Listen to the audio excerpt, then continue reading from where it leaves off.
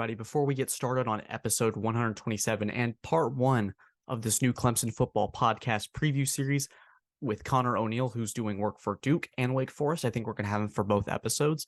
I just wanted to have a couple things to address before this episode starts. One, I'm sorry about the lack of content this summer. It's been a weird couple, I guess 6 weeks really, since things have really slowed down with baseball.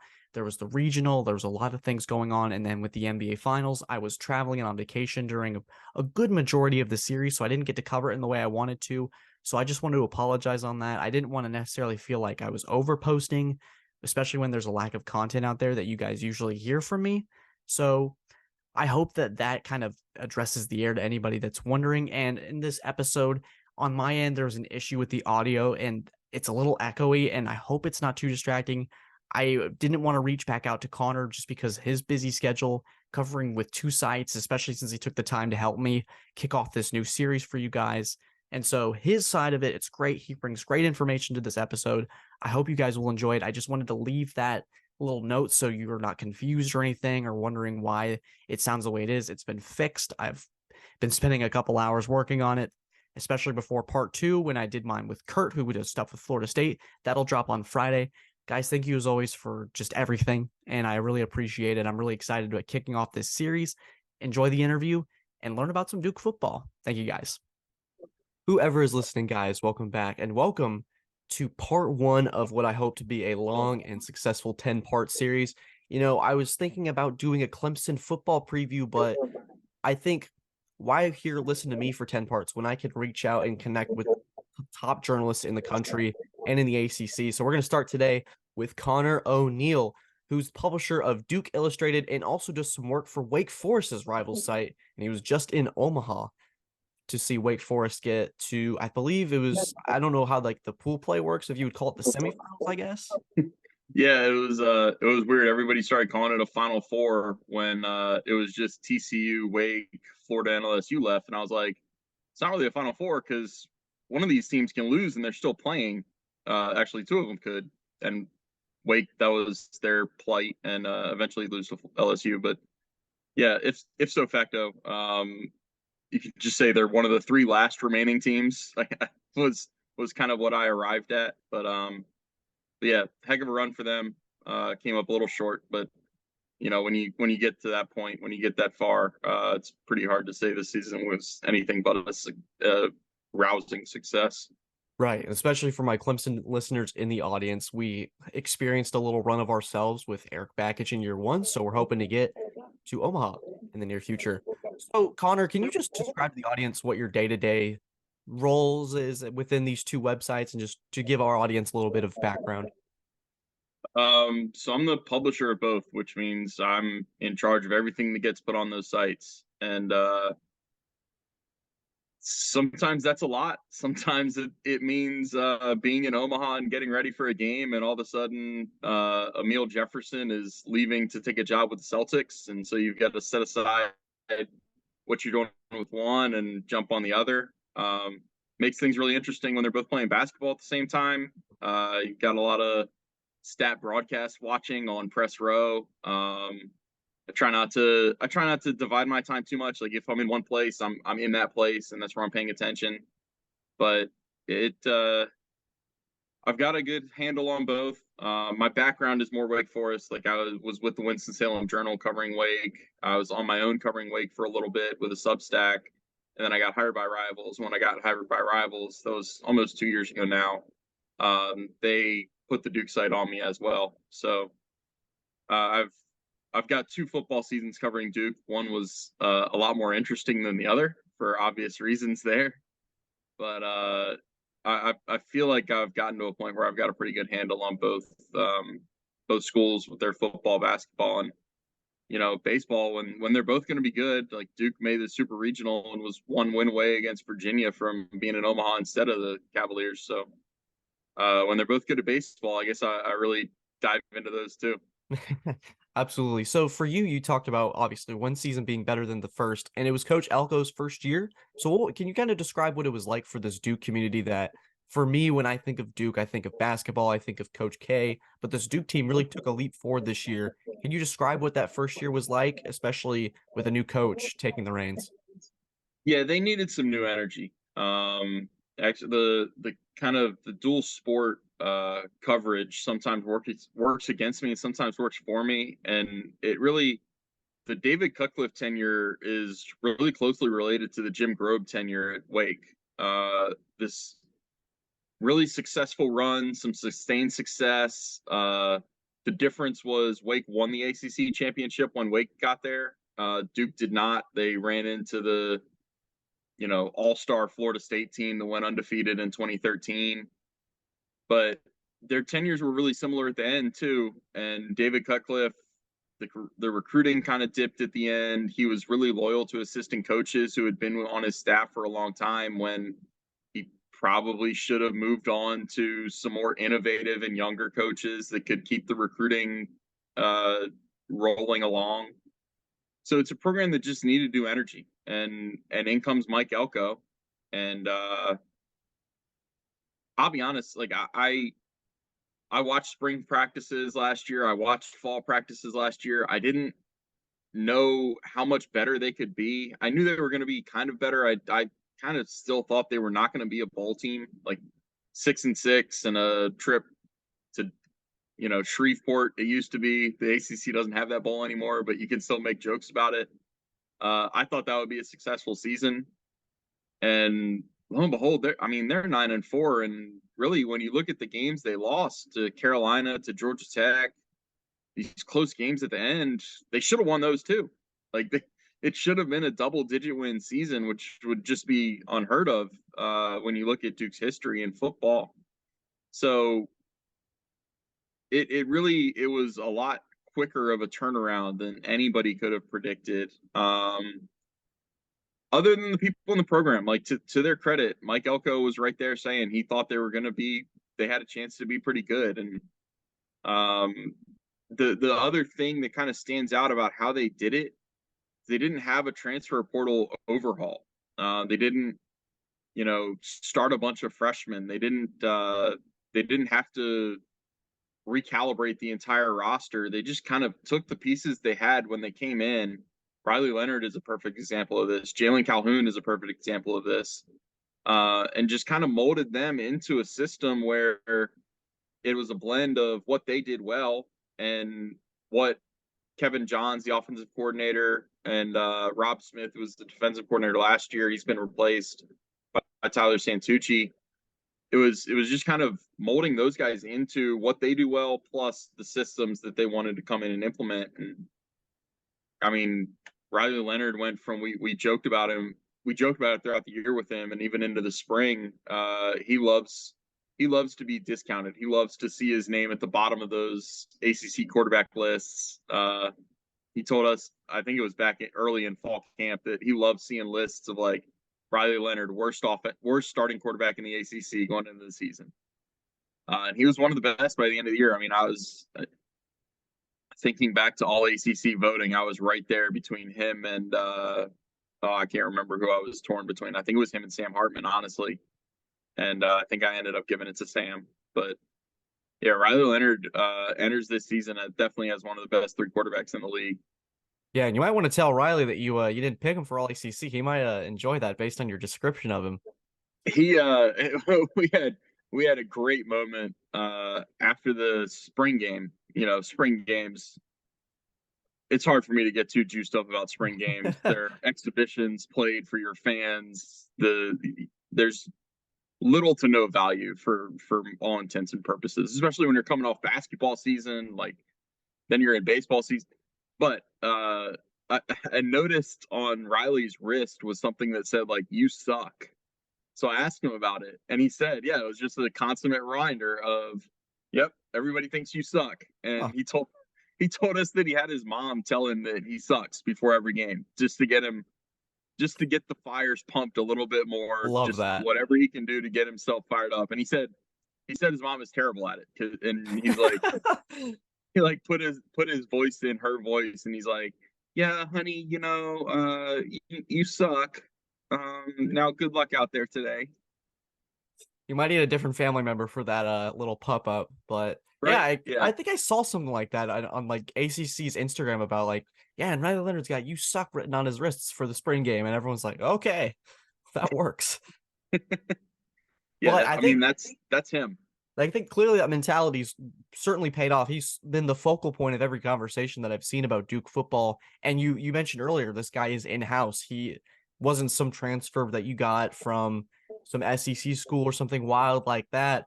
He's been the focal point of this conversation, really taking this Duke program to a new step and a new height.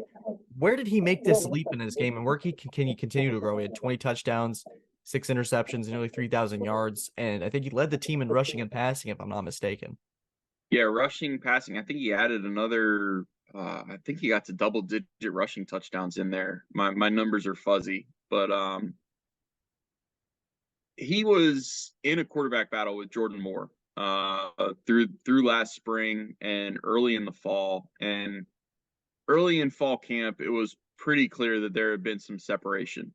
And they gave it another week of the battle, and it was about mid-fall camp when they moved Jordan Moore to slot receiver and started giving him snaps at receiver because they said, all right, if Riley Leonard is the winner of the quarterback battle, Jordan Moore is too good of an athlete to have stand on the sideline with a clipboard and only enter the game if Riley's helmet comes off or if there's an injury. It was basically like, we have to find a way to use this guy and use his talent if it's not going to be at quarterback. Lo and behold, I think he ended up having like 800 yards, and he was one of the best receivers on the team, which says a whole lot about the caliber of athlete that Jordan Moore is. But Riley really, over the summer last year, it's that summer work that none of us get to see. It's all done behind the scenes. It's all done pretty much without the coaches seeing it either. It's basically just the strength staff and their own teammates. And he really elevated himself in that time. He really went from a guy that, I think there were some fair questions about how good he could be. All right, we've got this guy for the first year under a new coach, and then let's see what we can do in the transfer portal. There was some disappointment among some Duke fans about not bringing in a quarterback in the transfer portal in the spring when it was just Riley and Jordan Moore. And I mean, those concerns quickly dissipated. I don't think you could find anybody that wanted a different quarterback than Riley Leonard by about the fourth or fifth game last year. So, yeah, he really endeared himself to teammates first with all that summer workouts and throwing to them on the side and stuff like that.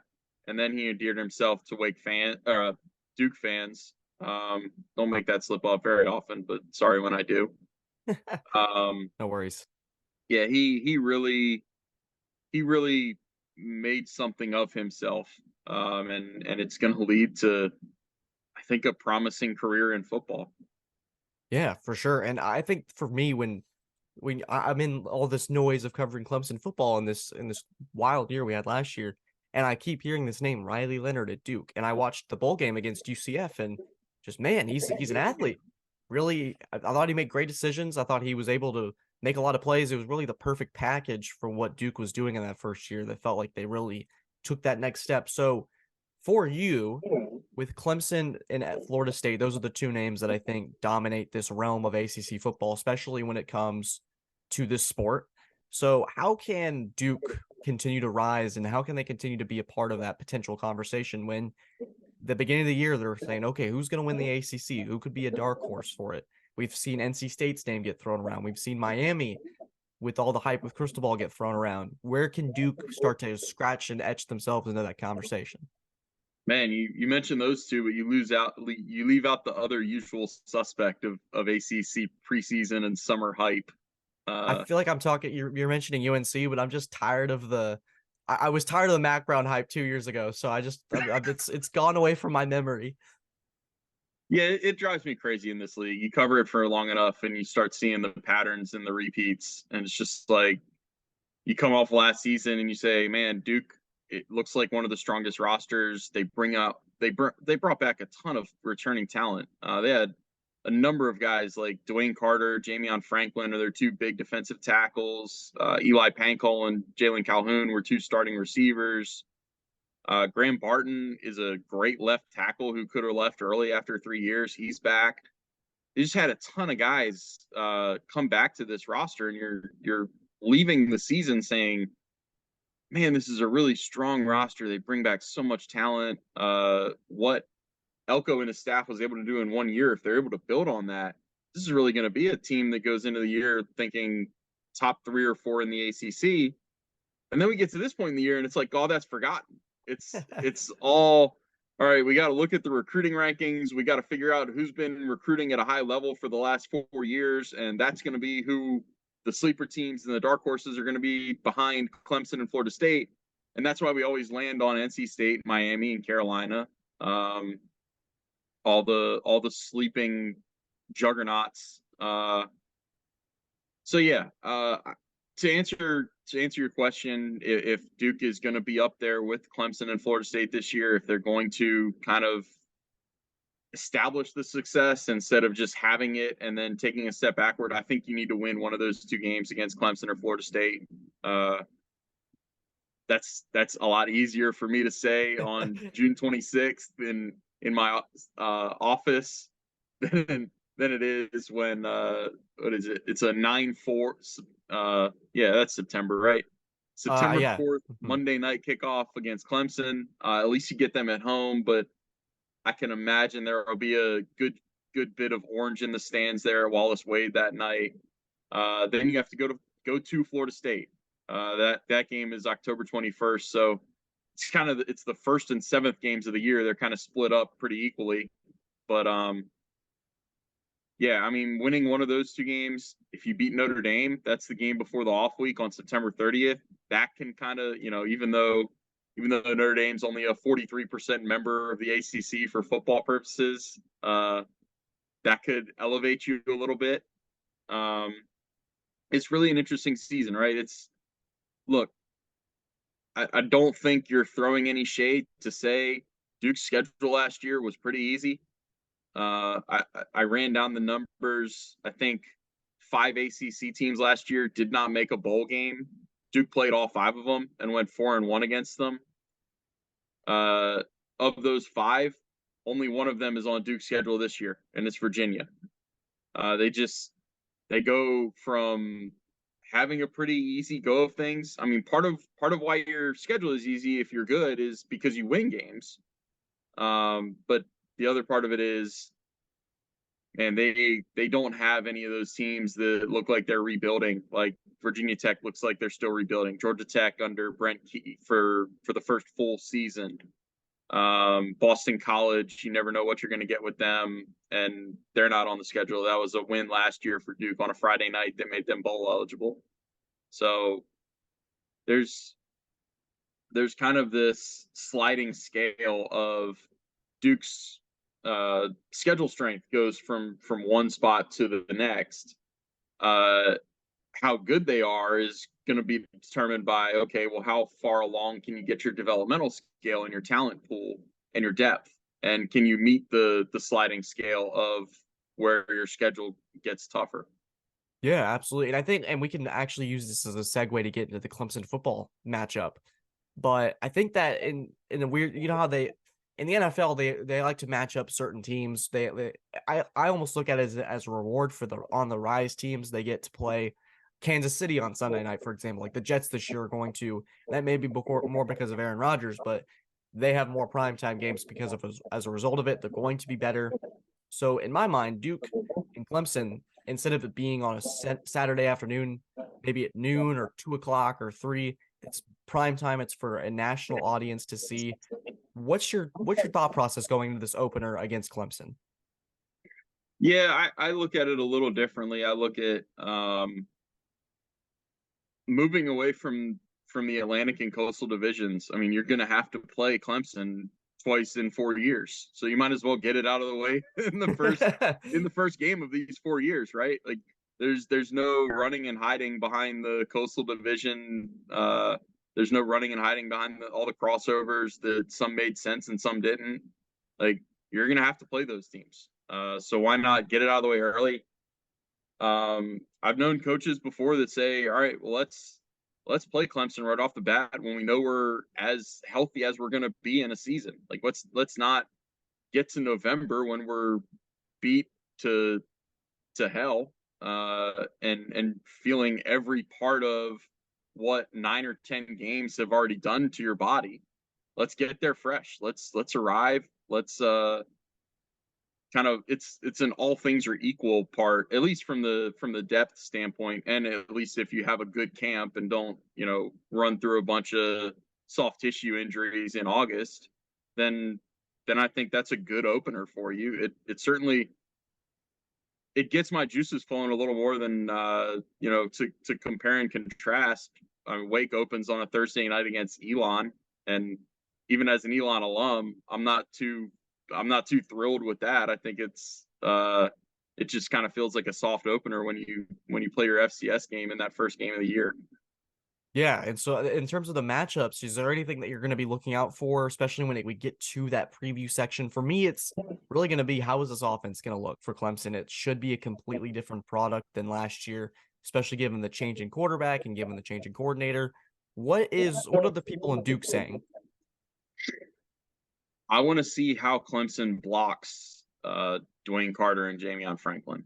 Those are, for my money, Dwayne Carter's the best defensive tackle in the ACC. And I realized coming on a Clemson podcast and saying that when Tyler Davis and Ruka Horoho are on a roster of the other team, that could get some people amped up. But man, Dwayne Carter is a pass rusher at defensive tackle, and he gets a ton of penetration. And Jamion Franklin is kind of I crack up because it's kind of Dwayne Carter is the Aaron Donald. Jamion Franklin just wants to push people into the middle. Like he does not have pass rush moves. His pass rush move is go straight. Maybe he adds that. Like he might add that this year, but he's a lot more of a just fire hydrant bulldog of a nose tackle. We can talk a lot about Cade Klubnik and what Garrett Riley is going to bring to Clemson's offense. Man, I want to know what Clemson's offensive line is going to look like, because between that and between the receivers that they've had that haven't produced relative to their recruiting status, is I think that's where this program has kind of taken a dip in the last couple of years and been good enough to win the ACC, not good enough to compete for national championships. That offensive line, when they were winning championships in 16 and 18, they were nasty and they were big. They're so big. It just feels like they haven't been at that level for a couple years now, and they were able to kind of piecemeal it together and make it work in 19 and 20. And you can do that when you have Trevor Lawrence and Travis Etienne. It's not been the case for the last 3 years, and I think that's really bitten them where it matters. Yeah, and it's certainly been, from, you mentioned the run they had from 2015 to the 2020 season, where they finished in the semifinals against Ohio State. These last 2 years, I think unusual is probably the word. There was a lot of up and down. Last year was a roller coaster, especially heading in, I think, from the Syracuse game on, where DJ is benched, Klubnik comes in, doesn't do a ton, and it's really more Shipley, Maffa, and that defense getting that win against Syracuse. And then you go to Notre Dame and get blasted. Lose to South Carolina. It's just a continuous up and down. Where were your thoughts with Clemson last year? Where did you see them potentially improve from the 2021 season? And where do they have room to grow besides the areas that you've already previously mentioned? Well, I had the wrong impression, because I saw DJ against Wake when he threw 7 touchdowns and thought, oh man, he's got it all figured out. And what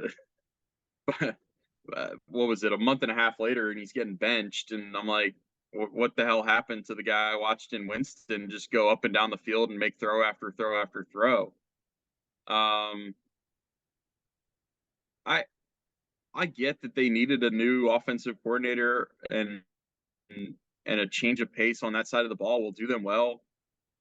I will admit, I think some of the Garrett Riley hype is kind of blowing out of proportion. Like he got hired and it was like they won the national championship. And it's kind of like, hey, he's not going to throw a pass. He's not going to run for a touchdown. He's not going to catch any balls. Like they've still got issues at receiver. Until they have somebody step up at receiver like they had when they had T. Higgins and Mike Williams and those guys, I'm going to remain a doubter. Like I'm just going to remain skeptic until it's they've kind of lost the benefit of the doubt for me. I have to see it to believe it.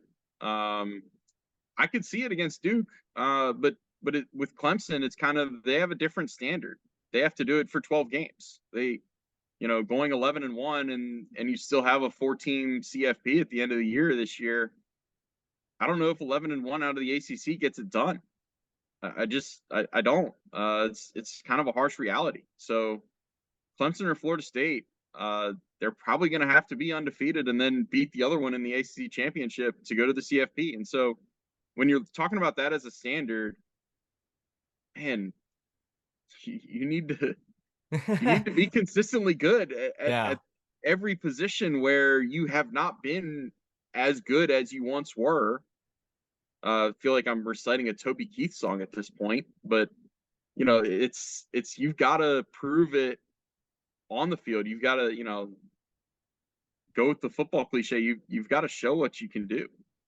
Yeah, I think this is the interesting part of doing this series. And what I love about that perspective that you bring is that is something that the fan base ultimately shares with you. And that's something that, and I'm not going to speak for everybody, but this is just what I've been hearing, is that opinion of, hey, this isn't the same team, or hey, this position group hasn't been as strong as it used to be, or maybe X, Y, and Z here, X, Y, and Z that.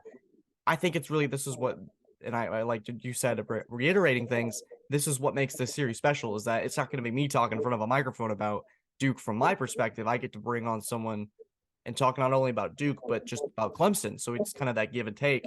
So yeah, that standard is interesting that you bring that up. Is it playoff or bust for you? I had a conversation with some of our writers at TI with Larry Williams about how do we define success in this new Garrett Riley post Riley era with Dabo Sweeney. How do you define success for Clemson? I guess this can be our final thoughts before we wrap up.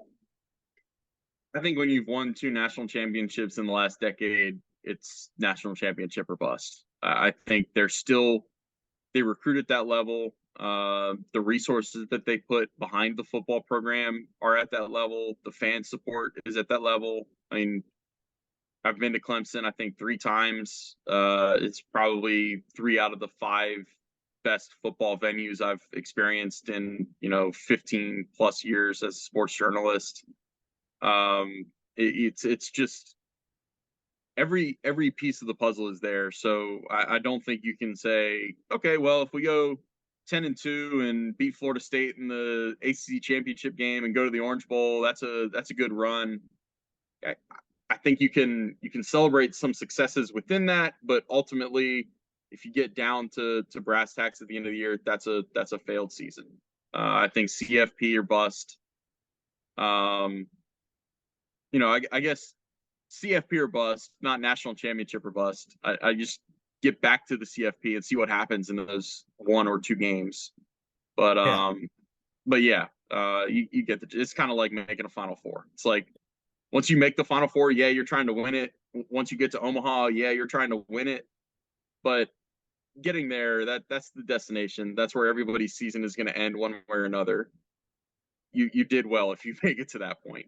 Yeah, and we did see in these semifinals last year that truly anything can happen. We had 2 unbelievable games and a missed field goal and some mistakes from Harbaugh away from Ohio State, Michigan in the national championship, which would have been something. But I want to thank you, Connor, for doing this and being the inaugural part of this series. So maybe for the Wake Forest episode, we might have to bring you back if that's something that you're interested in. I'm putting you on the spot at the end of this, but guys, this was another great episode of the Man with the Plan podcast. Guys, thank you so much. Hopefully this is the series that pushes us to 20,000 listeners. Share this episode when it drops. I think I'm aiming for Wednesday and then Friday with our Florida State writer coming up very soon. So guys, thank you so much for tuning in and listening to this part 1, 10. My name's Grayson Mann. This is the Man with the Plan podcast. Thank you so much, guys.